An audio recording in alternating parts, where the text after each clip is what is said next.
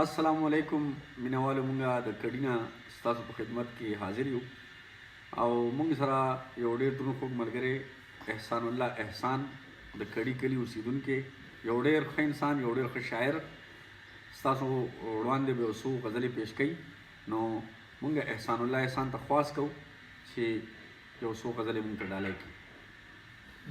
زه به یو خپل یو نوی کلام به ووایم. کاروان که روزی خو منزل ته رسي، کاروان که روزی خو منزل ته رسي، عمر که ډېر شي خو اجل ته رسي. او په زړه چې غم وي هغه نه پټېږي، په زړه چې غم وي هغه نه پټېږي، بریتونه سپین شي تا اوربل ته رسي. او بل به ووایم چې د مظلوم آه نه ځان ساته احسانه، د مظلوم آه نه ځان ساته احسانه، ته دغې اور شغلې محل ته رسي. او یو زموږ خوښه غزل ووایه. اوښکې په بڼو باندې موچې شوې، اوښکې په بڼو باندې موچې شوې، یار را سره دې پاتې نه نښې شوې. او تا چې د امید لښتې کرلې وې، تا چې د امید لښتې کرلې وې، راشه هغه ټولې لښتې ونې شوې. او ګرد تخیل کې چې مې هر وخت یې، ګرد تخیل کې چې مې هر وخت یې، ما ته مې په خپو کې صنم غنې شوې.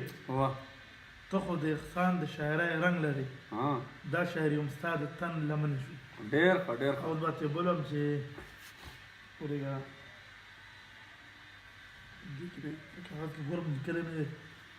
دا اوس چې کوم دی نو احسان یو بل غزل به موږ ته پیش کوي، تازه غزل دی.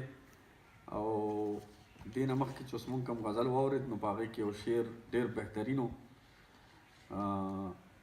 تا چې د امید لښتې کرلې وې، راشه هغه لښتې ونې شوي دي. او یو څو شعره به نور مونږ ته احسان ووایي چې کله چې مې غم د آخرت په زړه کې ایښی دی، کله چې مې غم د آخرت په زړه کې ایښی دی، اوس خو میله د ژوند لذت په زړه کې ایښی دی. ډېر ښکلی. او ټولې معاملې به د فاني دنیا فاني به وي، ډېر پېشم خفه چې د غفلت په زړه کې ایښی دی.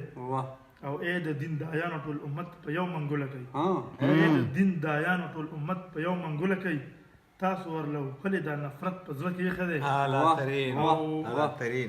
وایي کډیوال احسان چې ټولې سلسلې حق دي، وایي کډیوال احسان چې ټولې سلسلې حق دي، ما خو قادري او چشتیت په زړه کې ایښی دی.